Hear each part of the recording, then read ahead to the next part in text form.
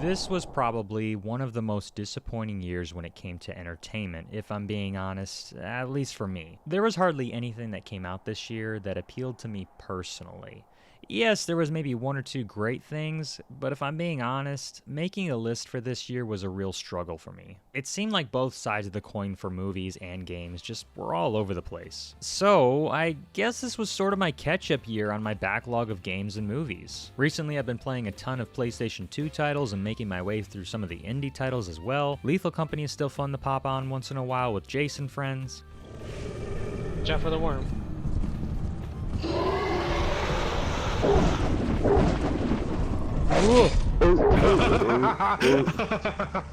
Oh no!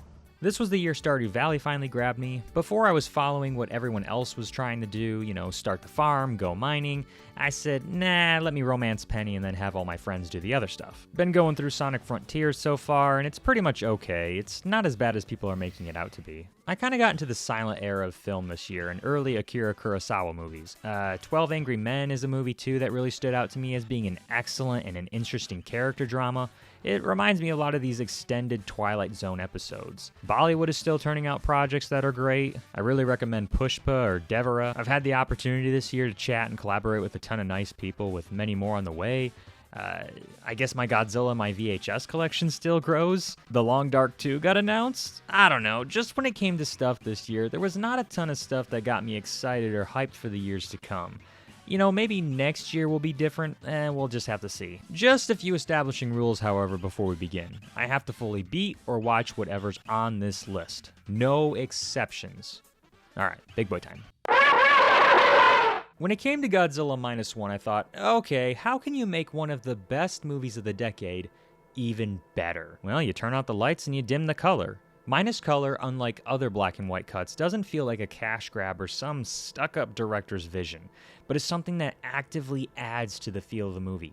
Godzilla has never been scarier to me.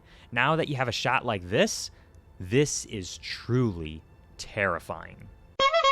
When it comes to documentaries based on celebrities, most of them are very bad in my opinion. A lot of them regurgitate information that you can find on a Wikipedia page and have interviews from people that you just don't care about, or they have way too much of a one-sided narrative. Steve, a documentary in 2 parts, takes the interesting twist of having Steve Martin narrate and reflect on his own life, and comparing about how he does comedy now compared to when he did it in the past. It's pretty intriguing and emotional, and it does a pretty good job at answering questions you never thought you had about him. And I didn't hate him at the end of it. I'd recommend this for any fan of Steve Martin. 2 of my favorite games of all time got announced of having remakes coming out. I was over the moon excited for them. Paper Mario: The Thousand Year Door is one of the greatest RPGs of all time, and I cannot believe we're living in a timeline where there's a remake. I'm actually holding it right now.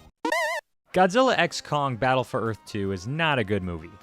But man, it's a great Godzilla movie in my opinion. I want more crazy stuff in the Monsterverse. Give me the Exilians, the Twin Fairies, give me Titanosaurus. Come on, you cowards, give me Manila and have him team up with Zuko and blast off into space to fight Gabara.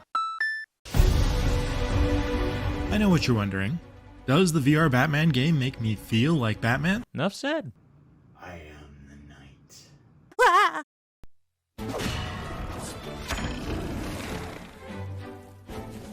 This game deserves so much better. Rayman Legends is one of the greatest 2D platformers of all time, and this is on the same level as Donkey Kong Country in my opinion. The game is so fast-paced, and you just want to run through all of them at supersonic speed, but you stop for the animation and the music.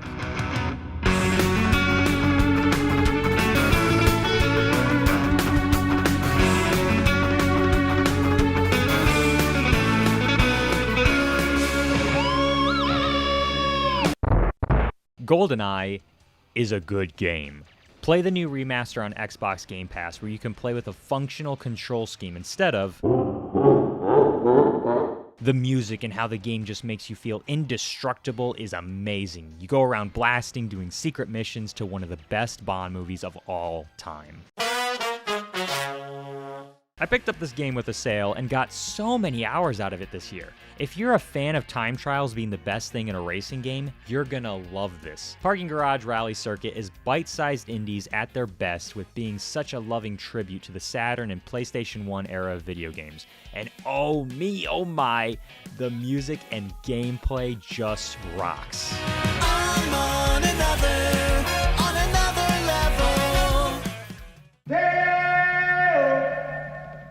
Legacy sequels sometimes work, and sometimes really don't work. Beetlejuice is the oldest Legacy sequel to have been a thing, whispered about for decades now. For it to have finally come out and I could finally purchase a ticket for it was a trip. Beetlejuice is one of the first movies I remember watching when I was a kid. So to see the sequel is here, and it was actually great and almost as funny as the original, is incredible in my opinion. Michael Keaton's performance is so great and fits right back into the role with so many funny moments. I waited an eternity for this, and it was 100% worth it. After playing Uncharted 4 for the 6th time, I thought, maybe this is a good game. Uncharted 4 is one of the greatest examples of video games being a great storytelling platform. Nathan Drake and his undying loyalty to his brother Sam. How characters can have normal conversations with each other and talk to each other like actual human beings. Be extra careful on these.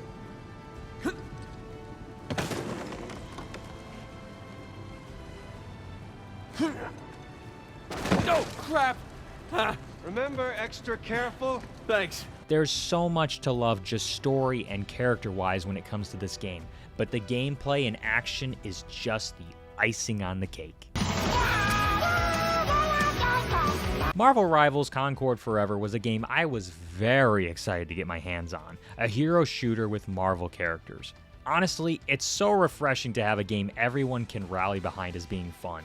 As someone who has played Overwatch since the start, it's been going downhill for a while now, and I just can't give myself to care a lot now, sadly. Marvel Rivals, I don't feel gross playing it like I need to take a shower. I can't wait to see what's next for this game, and for a hero shooter to launch with this many locations and playable characters is incredible, and it's fairly balanced for the most part.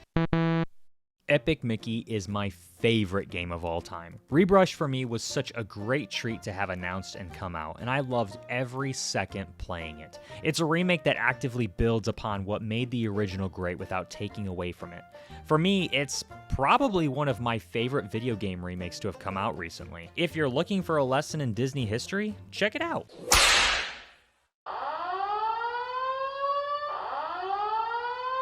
Indiana Jones is one of my favorite things of all time, and The Great Circle is absolutely amazing. Obviously, it's not as great as the original trilogy, but man, it's really, really close. As a fan of the series, I was so impressed with how much love went into the game and all the little details. I have to applaud the performance of Troy Baker especially. The guy just absolutely nailed Indiana Jones, and all the little details, even how he might smile, is on point for how Harrison Ford played the character.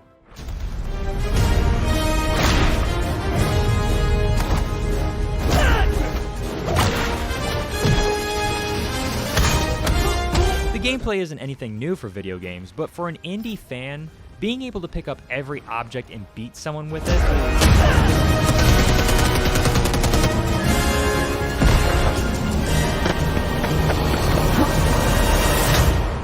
incredible. I hope we can get 3 more games like this that take place all between the movies. I highly recommend The Great Circle, and it is my favorite thing to have come out of 2024. So yeah, I guess that's my favorite things from this year. 2025 is looking rough. What do we got to look forward to? Minecraft?